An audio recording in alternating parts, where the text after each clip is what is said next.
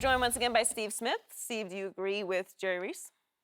Well, one, I think he had to say something because he's in this New York media, and he cannot be evasive. It's the end of the year. They have some things they have to address, so he had to talk about it. I think I don't like the word grow up. I don't think he needs to grow up. I think he needs to make more mature and professional decisions.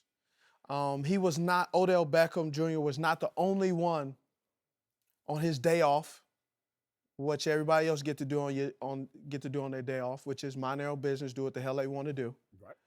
He was not the only guy on there. There were some other people that dropped some passes and got D'd up that were on there that people are not addressing or talking about.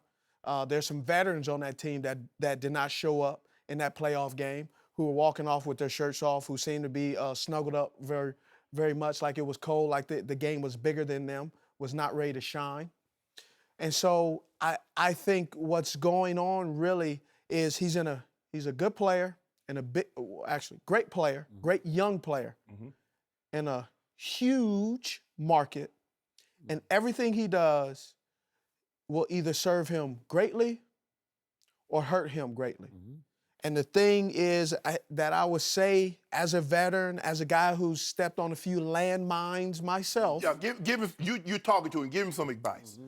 You have to think less about your brand, new millenniums, and more about the company. The company which pays you and gives you that opportunity to do all the things that you get to do.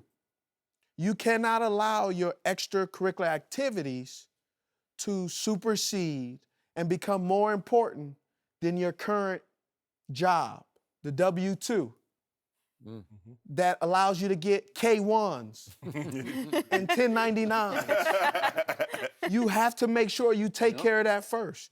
So like what I tell my son, 19 years old in college, he plays sports. I tell him, academics first, athletics second.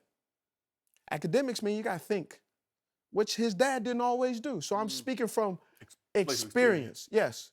So he's gonna have some growing pains, but I don't think growing up is the thing. He has to mature, he has to understand what he has to do and how the spotlight is on him. We're in a day and age now where social media and attention, TMZ, all these things are putting us in the forefront and make us think and feel and act like we are more important. The league cannot do anything without me. Actually, the league will and continue to be existing beyond you. And after you, and let me remember, before you. There was a number. There was somebody, I don't know who, somebody was in 13 before you. And you know what? Unless you calm down what you're doing and continue to play well, you have the possibility of making sure no one will wear that number after you. You do. That's beautifully said. Fire away. I think what Odell is that he's the best player on the team, and a lot of times the best player on the team, you really want that guy to be the hardest worker and the guy that has the most maturity. When you were going through some of the things you went through early on, who were the veteran players that you talked to that says, okay, Smitty, you need to take it down a notch? Here's the thing. You just like... No, I had a ton of guys that would talk to me. Okay. But I'm a Taurus. I'm stubborn, so I'm bullheaded. Okay. So they were giving me great advice. I'd never guessed that. Yeah, I know, shocker. May. Okay. They were giving me advice. I was dodging it. I didn't pay attention to it. Right. I'm 20-something years old.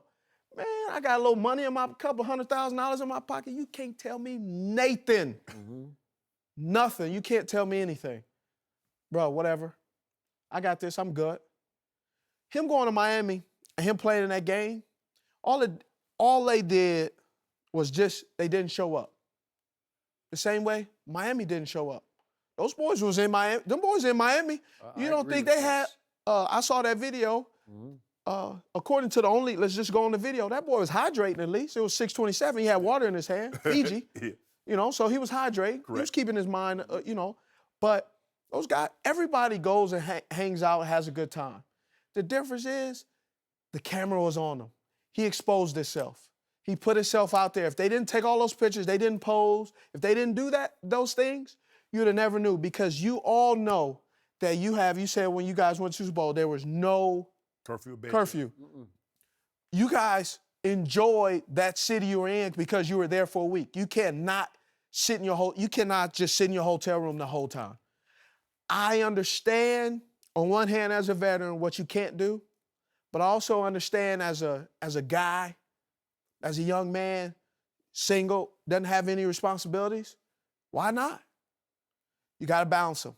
It's a hard balance. Okay. People do them. So here's the point.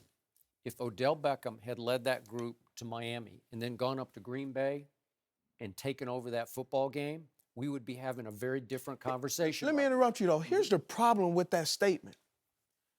What year is Odell in? I know the answer, but I just, third year. Mm-hmm. It isn't Odell's group. It's Victor Cruz's group. He's the veteran. You can give me that, nah, I don't believe. I'm telling you.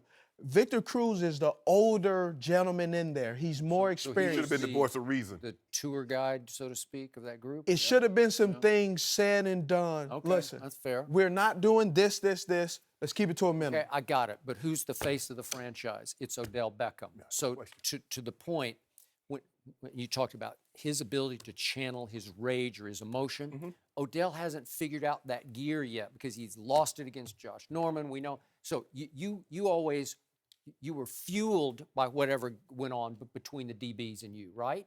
So Odell hasn't figured out how to use all this to fuel him at Green Bay. If he said, oh, you're all laughing at me now? Watch what I do to those Green Bay DBs because they can't cover me. If he went in with that mindset, but he drops the first ball right in his breadbasket, right? Right. And then he starts to Starts to press. Start to press. right? Yo, he's pressing. Right? And you would always go the other way. How do you teach a kid how to channel emotion into productivity? Well, it also goes with what's inside of you, what you've dealt with. Some people try. Either you got that dog in you or you don't. There you go. And I'm not saying Odell doesn't have that dog. I'm just saying that he maybe operates differently.